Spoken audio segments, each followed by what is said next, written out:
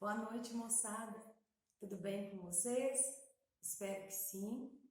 Hoje, né, domingo de Páscoa, coloquei até uma brincadeira dos coelhinhos das minhas filhas aqui, mas a gente sabe que a Páscoa, o sentido da Páscoa é renascimento. Então, renascer significa mudar posturas, significa melhorar, né? Eu tenho parado muito para pensar agora nesse tempo, né, como espécie humana, como bióloga. Olha o tanto de coisa ruim que está acontecendo, de várias mortes, né? A economia, mas a gente tem que ver que o planeta ele está agradecendo essa parada humana. E eu acho que esse é o lado para a gente então começar a nossa reflexão. Olha quantos rios estão sendo menos poluídos, o ar está sendo menos poluído, o ser humano está agredindo menos a natureza, né? Porque ele está ficando assim em isolamento.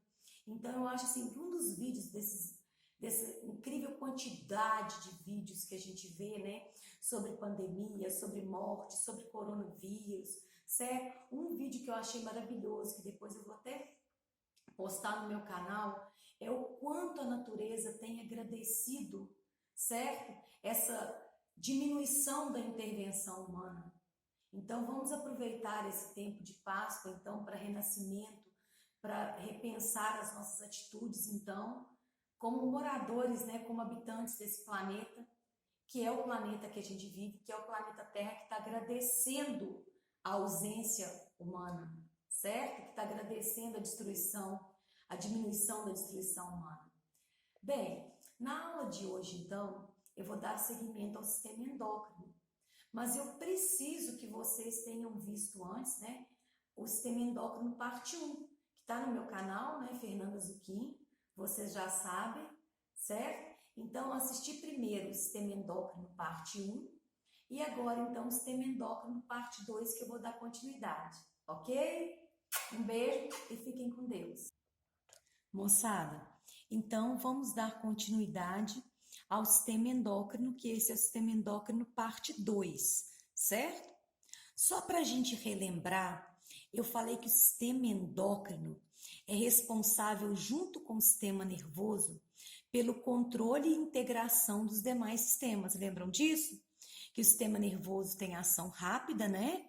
Por causa então da transmissão dos impulsos nervosos, e o sistema endócrino tem ação lenta, até a glândula então endócrina liberar esse hormônio, liberar na corrente sanguínea, esse hormônio atingir o órgão-alvo, ou célula-alvo, ou tecido-alvo. Isso pode demorar algumas horas ou até dias. Então, essa aula eu vou começar a falar então da tireoide, certo? Porque no sistema endócrino parte 1, a gente falou então da hipófise e do hipotálamo, ok? Bem, o que acontece? De novo, tá aqui esse esquema com a localização das principais glândulas endócrinas, né? A hipófise, o hipotálamo que tá aqui também, a pineal. Aqui eu tenho a tireoide e as paratireoides na região anterior do pescoço, o timo, o pâncreas, as suprarrenais, adrenais ou adrenais acima dos rins, nos homens os testículos, né? E nas mulheres os ovários, ok? Fundamental esse esquema. Bem, então, para a gente começar na nossa aula de hoje, então, sistema endócrino parte 2, eu vou falar da tireoide. A tireoide é uma glândula com um formato semelhante ao de uma pequena borboleta. Pesa entre 15 e 25 gramas e está situada na região anterior do pescoço, logo abaixo do pomo de Adão. A gente sabe que o pomo de Adão é chamado também de proeminência laríngea, né? Que vai ser o espessamento, certo, das pregas vocais nos meninos por causa da testosterona. Então, a tireoide está na parte anterior do pescoço. A tireoide produz 3 hormônios muito importantes, que é o T3, o T4 e a calcitonina. O T3 chamado de triiodotironina, o T4 tetraiodotironina, ou mais popularmente conhecido como tiroxina, e a calcitonina. E a gente vai ver a ação agora desses 3 hormônios, certo? Bem, aqui então a localização, né, da glândula tireoide, na porção, então, anterior do pescoço, certo? Bem, nós temos que lembrar, então, que os hormônios tireoidianos, então, a produção deles é controlada, então, por um hormônio secretado pela hipófise, que eu falei na aula anterior no sistema endócrino 1. Lembra que a hipófise, então, secreta os hormônios tróficos? Os hormônios tróficos não são aqueles que controlam a secreção, então, de outras glândulas? Então, a gente sabe que a adenohipófise vai secretar o TSH, né? Que é o hormônio tireoidotrófico, que vai estimular a tireoide a produzir os seus hormônios, T3, T4 e a calcitonina, ok? Então, a secreção dos hormônios tireoidianos é controlado por um hormônio secretado pela hipófise, que é o TSH, ok? Bem, então vamos falar agora do T3 e do T4, triodotironina e tiroxina. São hormônios que estimulam a produção de enzimas que atuam nas reações de respiração celular. Nós já aprendemos que respiração celular é o processo, né, realizado pelas células para sintetizar, para produzir ATP. O ATP, que é a energia da célula. O ATP, então, que é a energia utilizada em todas as reações metabólicas. Então, o T3 e o T4 vão estimular o metabolismo de todo o organismo. Aí eu coloquei aqui, né, o T3, triiodotironina, né, 3 iodos, triiodo. A tiroxina, né, tetraiodotironina, que é a tiroxina, com 4 iodos aqui. E a tirosina, então, aqui, ok? Bem, vamos continuar nossa aulinha, então. O que acontece? Esses dois hormônios, T3 e T4, são de extrema importância, então, para o metabolismo do organismo, para as reações metabólicas, ok? Agora, a deficiência da produção desse T3 e desse T4 vai provocar, então, patologias, né, no nosso organismo. E eu coloquei aqui, que é o hipotireoidismo e o hipertireoidismo. Bem, o hipotireoidismo é a pequena secreção, então, né, pequena quantidade liberada pela tireoide de T3 e de T4. Quem tem hipotireoidismo geralmente tem o cabelo seco, irritabilidade, cansaço, pele seca e áspera e sonolência. E geralmente está relacionado também com ganho de peso. Hipotireoidismo. O hipertireoidismo é uma patologia contrária. O hipertireoidismo consiste, então, né, na secreção maior do que o normal de T3 e T4. Então, a pessoa com hipertireoidismo, ela vai ter o quê? Perda de peso, contrário do hipotireoidismo, que é ganho de peso. Olhos salientes, né, exoftalmia, suores, pescoço inchado, certo? Geralmente quem tem hipertireoidismo tem insônia, ao contrário daqui que tem sonolência, que tem cansaço. Então, o hipotireoidismo e o hipertireoidismo, então, são problemas na produção dos hormônios secretados pela glândula tireoide, T3 e T4, ok? Bem, aí eu coloquei aqui, olha que interessante isso aqui, que na infância o hipotireoidismo pode causar, então, o cretinismo. O cretinismo, então, é uma patologia cujo quadro é caracterizado por baixa estatura e retardo mental. Olha só, uma criança cretina, que a gente usa o termo, né, cretino, sem saber o que é.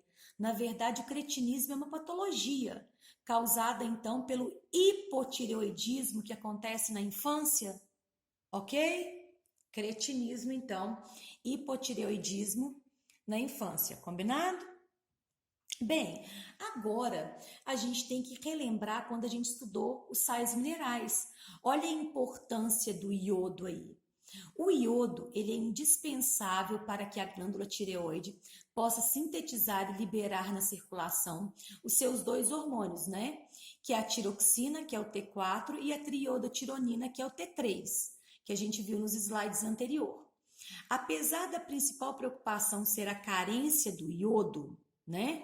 O excesso também pode acarretar diversos males, ó, mostrando aqui, né, o T3 triiodotironina e o T4, né, tetraiodotironina ou tiroxina. Então, o que que acontece? Nós sabemos, então, que no nosso país, o iodo é adicionado ao sal de cozinha, que é um alimento acessível, né, e consumido pela maior parte da população. Então, os hormônios da tireoide T3 e T4 são, então, sintetizados com a presença do sal mineral iodo. Muito bom. Bem, para a gente relembrar então, a gente tem o bócio endêmico chamado de papo, de papeira, né? O que que é o bócio endêmico?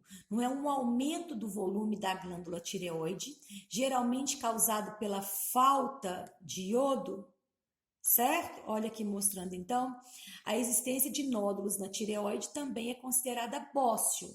Aí não vai ser o bócio endêmico, ok? Olha aqui uma hipertrofia da glândula tireoide pela carência do iodo, uma doença então chamada de bócio endêmico, ok? Bem, agora a gente vai para o terceiro hormônio produzido pela tireoide, que é a calcitonina. A calcitonina, também chamada, né, de tireocalcitonina, certo? E é um hormônio que vai atuar no metabolismo do cálcio, juntamente com o paratormônio. Então, a calcitonina e o paratormônio são hormônios que têm ação antagônica, ação contrária, e vão controlar, então, o metabolismo de cálcio no organismo, certo? Aonde que a gente encontra cálcio, então? Né? Quais são os alimentos ricos em cálcio? A gente tem os ovos, a gente tem o leite, certo? O que que a calcitonina vai fazer então? Ela inibe a retirada então do cálcio dos ossos, certo? E consequentemente abaixando a concentração de cálcio no sangue. Então o que que vai acontecer? A calcitonina inibe a retirada do cálcio então, que está nos ossos, armazenada nos ossos, para ir para o sangue. Se ela está inibindo, ela não vai abaixar a concentração, então, de sais de cálcio no sangue, ok? Certo? Agora, a gente vai para outras glândulas, que são 4. São as paratireoides. Então, as paratireoides são 4 glândulas localizadas na parte posterior da tireoide. Produzem o paratormônio, PTH, que também atua no metabolismo do cálcio. Então, quais são os hormônios que atuam no metabolismo, no controle do cálcio, então, no sangue e nos ossos, então? Vai ser a calcitonina, que é produzida pela tireoide, e o paratormônio produzido pelas paratireoides? Bem, o PTH, que é o paratormônio, tem ação antagônica contrária à calcitonina, pois estimula a absorção de sais de cálcio no intestino e nos túbulos renais e a retirada de cálcio dos ossos. Então, olha só, se o paratormônio, então, ele vai estimular a retirada de cálcio dos ossos, não vai elevar a concentração de cálcio, então, no sangue. Aí eu coloquei aqui um esquema, gosto muito de esquema, aqui mostrando, né, a tireoide, que parece uma borboleta, e as 4 paratireoides, ok? Aí, como eu estava falando para vocês, olha que interessante isso aqui, então. O controle da taxa de cálcio pela tireoide, que vai produzir o hormônio chamado de calcitonina, e pelas paratireoides, que produz o PTH, que é o paratormônio. O que que vai acontecer? A calcitonina, que é produzida então pela tireoide, ó, ela vai fazer o quê? Ela estimula a deposição de cálcio nos ossos. Se ela está estimulando a deposição de cálcio nos ossos, a taxa de cálcio no sangue não vai estar diminuindo? Muito bem. Aí eu tenho aqui a diminuição da taxa de cálcio no sangue, né? Estimulada então, certo? Por essas glândulas. Agora, as paratireoides, né, que são 4, não vão liberar quem? Não vão liberar o paratormônio, o PTH? E o paratormônio faz o contrário da calcitonina. O paratormônio estimula, então, a liberação de cálcio dos ossos para o sangue. Tá tranquilo isso aqui? Então, o que acontece? A calcitonina estimula, então, retira, né, o cálcio do sangue e deposita nos ossos. O paratormônio faz o contrário. O paratormônio, então, estimula a retirada, a liberação do cálcio dos ossos para o sangue, ok? Então, tem ações antagônicas, ações contrárias, ok? Muito bem. Retroalimentação, que a gente chama, né? Feedback, ok? Bem, agora nós vamos passar para outras duas glândulas, né? Que são as suprarrenais, adrenais ou adrenais. Que tem esse nome porque são glândulas localizadas acima dos rins. Possuem duas regiões, córtex e medula. E é bem interessante a gente entender isso aí. Uai, Fernanda, eu ouvi falar de córtex, eu ouvi falar de medula no sistema nervoso, mas não. Córtex e medula, então, são termos que a gente usa para quê? O córtex geralmente é a parte mais externa do órgão ou da glândula, e a medula é a parte mais interna do órgão ou da glândula, certo? Bem, então o que acontece? O córtex é controlado, então, pelo hormônio adrenocorticotrófico. Lembra que é produzido pela adenohipófise, não é um hormônio trófico? Olha de novo a hipófise aí controlando a secreção de várias glândulas. Muito bem.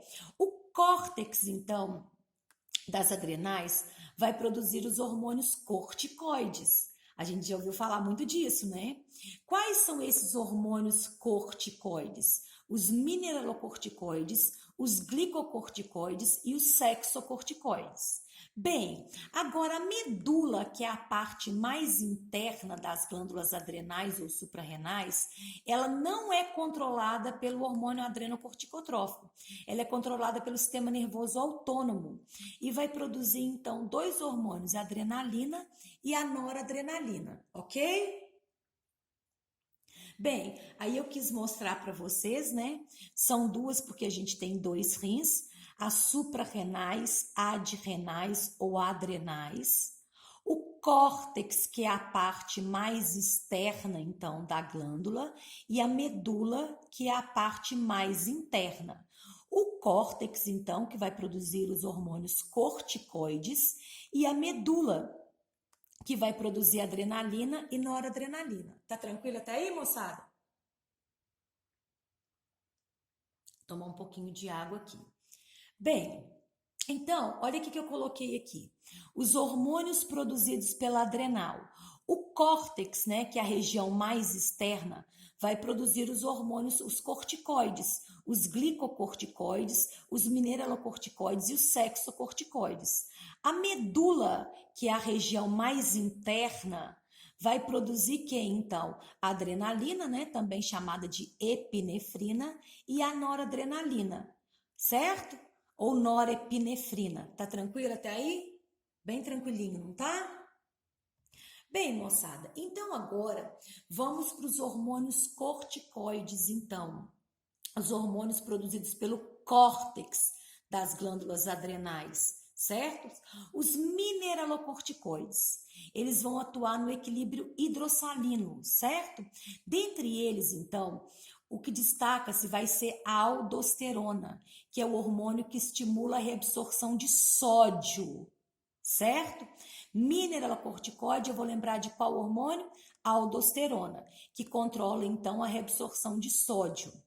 Os glicocorticoides, sendo o principal o cortisol, né? A cortisona, que é um medicamento derivado do cortisol, que atua no metabolismo dos carboidratos. Aqui, ó, foca nisso aqui. Glicocorticoide. O principal glicocorticoide é o cortisol, mas não atua só no metabolismo de carboidrato.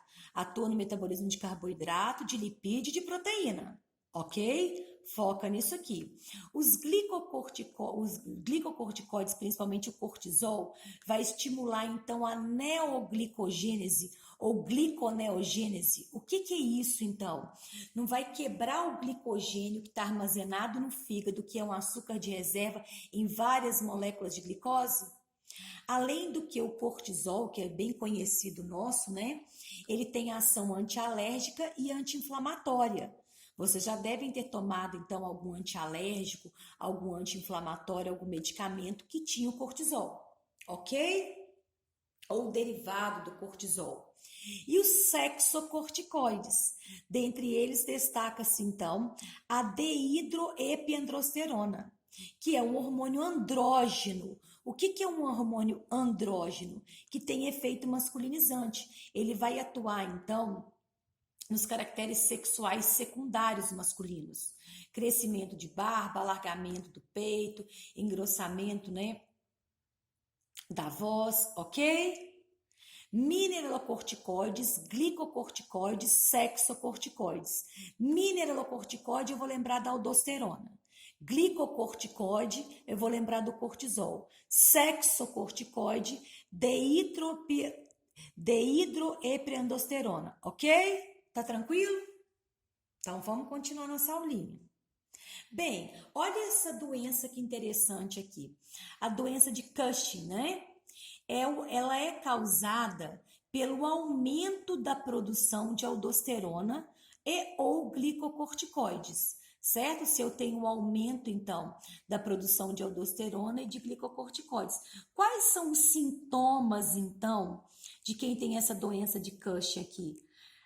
Olha aqui, eu coloquei aqui cicatrização difícil, ganho de peso, estrias, ó. Quando eu mandar os slides, eu não sei se vocês conseguem ver, certo? Coloquei aqui hematomas, né, de aparecimento fácil, olha o roxinho aqui, certo? Perda muscular, tem o ganho de peso, mas tem perda muscular, maçãs do rosto avermelhadas, pele fina, ok? São todos sintomas dessa doença, então?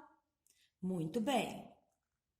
A doença de Addison, então, moçada, é o contrário da doença de Cushing, então. Olha só.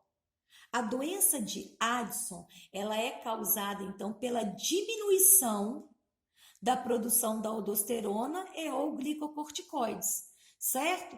Quem tem a doença de Addison, quais são os principais sintomas, moçada? Olha só, concentração de pigmento nos seios, a pele vai ficar mais escura. Concentração de pigmentos, né, de melanócitos, né, nas dobras com cicatrizes, perda de peso, anorexia, desidratação, porque a gente sabe que a aldosterona não vai controlar o equilíbrio, então, hidrossalino do corpo. Tranquilo? Doença de Cushing, doença de Addison? Muito bem. Bem, agora a gente vai falar dos hormônios, então, produzidos pela medula da glândula, então, adrenal, que é a adrenalina e a noradrenalina, certo? A adrenalina ou epinefrina é um hormônio, então, simpático, olha só, simpático-mimético e neurotransmissor, que a gente viu que a adrenalina é um sistema neurotransmissor quando a gente estudou o sistema nervoso, certo? Responsável por preparar o organismo para a realização de grandes feitos. A gente não fala, né, que a adrenalina prepara o corpo para situações de perigo? Vamos lembrar, então, o quê? Quais são as ações da adrenalina? A adrenalina, então, promove o quê? Acelera batimento cardíaco, aumenta a pressão arterial, dilata a pupila, diminui peristaltismo, não é? Muito bem, certo? Então, o que acontece? Mostrando aqui, né, a molécula de adrenalina, certo? A adrenalina, né, que prepara o organismo para situações de perigo. A adrenalina que é produzida pela medula da glândula adrenal, suprarrenal ou adrenal. Beleza. Aí eu coloquei aqui, né, os efeitos da adrenalina, como eu já tinha comentado com vocês. Então, taquicardia, né, que é aumento dos batimentos cardíacos, transpiração, ofegação, né, vai então aumentar o movimento expiratório, inspiração e expiração, dilatação da pupila, aumento da pressão arterial, ok? Muito bem. Aí a gente coloquei até aqui, achei bonitinho, em busca da sobrevivência, né? Que a adrenalina é o corpo, então, que é o hormônio, desculpa, que prepara o corpo para situações de emergência, de perigo, ok? Bem, agora a gente vai falar de outro hormônio produzido, então, pela medula das glândulas adrenais, que é a noradrenalina, também chamada, então, de norepinefrina, que é uma, então, das monoaminas que mais influencia o humor, ansiedade, sono e alimentação, junto com a serotonina. Olha que interessante, então, moçada. A noradrenalina, junto com a serotonina, com a dopamina, com a adrenalina, vão influenciar, então, o humor, a ansiedade. A noradrenalina também regula a pressão sanguínea para mantê-la em níveis normais. A molécula, então, de noradrenalina, lembrando, então, sistema nervoso autônomo simpático, sistema nervoso autônomo parasimpático. Lembraram disso? Adrenalina e noradrenalina? Fibras adrenérgicas e fibras colinérgicas. Tá tranquilo? Muito bem. Bem, agora nós vamos falar então de outra glândula, certo? Que é o pâncreas. Mas primeiro eu tenho que lembrar que naquela aula que eu fiz então de sistema endócrino 1, eu falei que o pâncreas é uma glândula anfícrina ou mista. O que é isso? O pâncreas tem uma porção endócrina que vai liberar os hormônios na corrente sanguínea, mas o pâncreas também não tem uma porção exócrina que libera o suco pancreático no duodeno? Bem, eu coloquei aqui então que o pâncreas é uma glândula anfícrina ou mista. Ou seja, possui uma porção exócrina, né, que libera o suco pancreático no duodeno, e uma porção endócrina, que libera os hormônios insulina e glucagon. Então, como a gente está estudando o sistema endócrino, a gente não vai estudar então a porção endócrina do pâncreas, que vai secretar esses dois hormônios tão famosos que é a insulina e o glucagon? Bem, aí eu coloquei aqui, né, a localização do pâncreas, né, que é uma glândula alongada, certo? Eu tenho que saber, então, a localização dessas glândulas, sim, ok? Bem, então agora a gente vai falar da insulina. A insulina, né, é uma hormona ou é um hormônio responsável pela redução da glicemia, ou seja, vai diminuir a taxa de açúcar no sangue ao promover a entrada de glicose nas células. Esta é também, então, essencial no metabolismo dos sacarídeos, né, dos açúcares, na síntese de proteínas e no armazenamento de lipídios. Então, a insulina, ela é produzida nas células beta das ilhotas de Langerhans do pâncreas endócrino.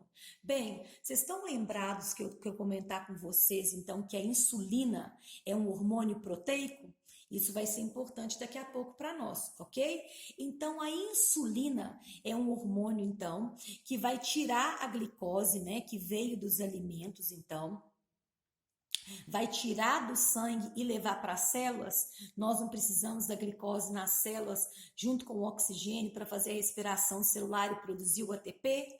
Muito bem. Então, olha que interessante. A gente fala, então, que a insulina é o carrinho, então, que vai promover, então, olha só, que vai abrir o receptor de glicose na célula.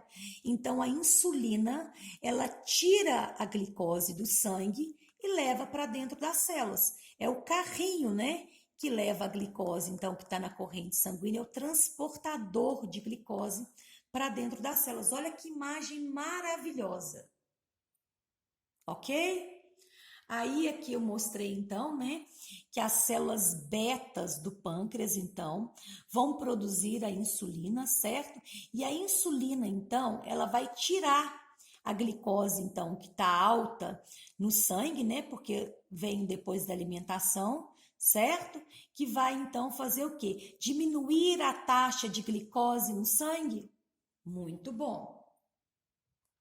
Bem, moçada, eu sou uma dessas pessoas, né? Agora a gente vai falar de uma disfunção, certo? Desse pâncreas endócrino, que é uma doença chamada de diabetes mellitus. Chama diabetes mellitus porque vem de mel, vem de urina doce, Quem descobriu o diabetes mellitus, então, descobriu então que tinha glicose na urina, ou seja, que tinha açúcar na urina de cães. Por isso que chama mellitus. Eu não posso confundir diabetes mellitus, que é um problema do pâncreas na produção de insulina, com diabetes insípida ou insípidos, não é verdade? Que é um problema de qual glândula, moçada? Não é um problema, então, da hipófise? Tá tranquilo, então? Muito bem.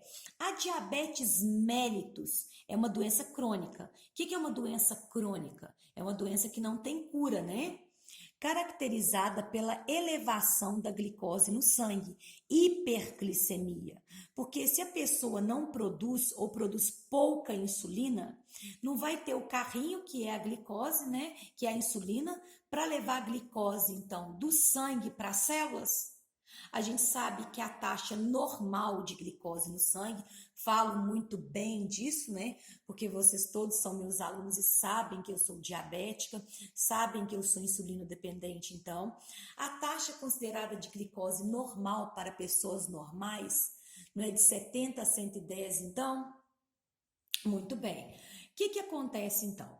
Vamos prestar atenção, então, nessa diabetes mellitus aqui. A pessoa normal, o pâncreas dela, né, as células betas das ilhotas de Langerhans, produzem insulina que vão tirar a glicose do sangue, então, e levar para as células. Muito bem. Aí eu tenho dois tipos de diabetes. Diabetes tipo 1 e diabetes tipo 2. A diabetes tipo 1, que no caso é a minha, que a gente chama de diabetes juvenil, o que acontece? O pâncreas, então, ele não vai produzir insulina, ou ele produz insulina em pequena quantidade. Então, o diabético tipo 1, ele tem que ser insulino dependente. Aí, eu vou lembrar, então, da aula de proteína. Vocês estão lembrados que a insulina é um hormônio proteico? Por isso, então, que a gente não pode tomar a insulina por via oral, ou seja, um comprimido de insulina, um xarope de insulina, porque se a insulina é uma proteína, quando ela for para o meu estômago, ela vai ser quebrada em aminoácido. Então, ela vai perder a função dela, não é verdade? Por isso que a insulina tem que ser administrada, então, no sangue, ok? Por via venosa. Lembraram? Agora, a diabetes tipo 2, que a gente chama de diabetes senil, o que é isso, então? Ela geralmente acontece, né? Como o quê? A pessoa, então, ela vai ter um problema nesse receptor de insulina. Ela produz insulina normalmente. Estão vendo aqui a insulina aqui? Ela produz a insulina, só que ela tem um problema no receptor de insulina, a taxa de glicose dela vai continuar alta no sangue, então, porque não vai levar a glicose, então, do sangue para as células. Geralmente, os diabéticos, na maioria das vezes, tipo 2, eles não são insulinodependentes. Eles tomam medicamentos, né? Hipoglicemiantes, que vão, né, ajudar a diminuir a taxa de glicose no sangue, além então, da dieta alimentar, como a baixa ingestão de açúcares, ok? Tá tranquilo? Muito bom. Bem, agora a gente vai, então, para o segundo hormônio produzido pelo pâncreas, então, que é o glucagon. O glucagon é um hormônio produzido pelo corpo, pelas células alfa do pâncreas. Lembra, insulina é produzido pela célula beta do pâncreas. Glucagon é produzido pelas células alfa do pâncreas, que tem um efeito oposto, contrário ao da insulina. Então, não vai ser o mesmo caso, moçada, da calcitonina e do paratormônio? Olha que interessante isso aqui. Porque o que vai fazer? O glucagon vai aumentar a taxa de açúcar no sangue. Então, a insulina tira a glicose do sangue e leva para as células. E o glucagon, então, ele vai fazer o que eu vou mostrar agora no próximo slide. Olha que interessante aqui. A ação, então, da insulina. A insulina, que é produzida, então, pelas células beta do pâncreas, ela vai fazer o quê, então? Ela tira, né, a glicose do sangue, não é? Certo? Agora, olha que interessante, então. O glucagon, o que ele vai fazer, então, moçada? Olha que legal isso aqui. O glucagon, ele vai participar, então, da gliconeogênese ou glicogenólise, então. O que ele vai fazer, então? A glicose que está armazenada, então, no fígado e nos músculos, o glicogênio, me perdoa, porque o glicogênio não é, então, o polissacarídeo de reserva animal formado por várias moléculas de glicose. Então, o glucagon quebra o glicogênio em várias moléculas de glicose. Ok? Então vamos relembrar. A insulina é um hormônio que tem ação hipoglicemiante e o glucagon tem ação contrária, certo? Hiperglicemiante. Ficou claro isso aqui? Deixa eu beber mais um pouquinho de água, moçada. Muito bem. Insulina, ação então hipoglicemiante. Glucagon, ação hiperglicemiante. A insulina tira a glicose do sangue e leva para as células. O glucagon estimula, então, a quebra do glicogênio que está armazenado no fígado dos músculos em moléculas de glicose. Muito bom. Bem, agora a nossa próxima glândula é o timo, para a gente ter, né, um finalzinho para a nossa aula, então. Bem, então, quase terminando, moçada, o timo é uma glândula linfóide primária, especializada do sistema imunológico. Dentro do timo, os linfócitos T amadurecem. O timo produz os hormônios, então, timosina e timoemitina. Olha que legal isso aqui. Então, qual que é a função do timo, então? Atuar no sistema imunológico, no sistema de defesa do nosso organismo. Os linfócitos T são importantes para o sistema imunológico, nós já estudamos, né? Adaptativo, onde o corpo se adapta especificamente para combater invasores externos, que são os antígenos, não é? Tá tranquilo, então? Então, o timo, então, que vai produzir os hormônios timosina, então, e tipoetina, certo? E ele é uma glândula linfóide, ok? Olha que interessante, o timo é muito importante para crianças. Mostrando aqui, né, que o timo, então, está na parte anterior do tórax aqui, ok?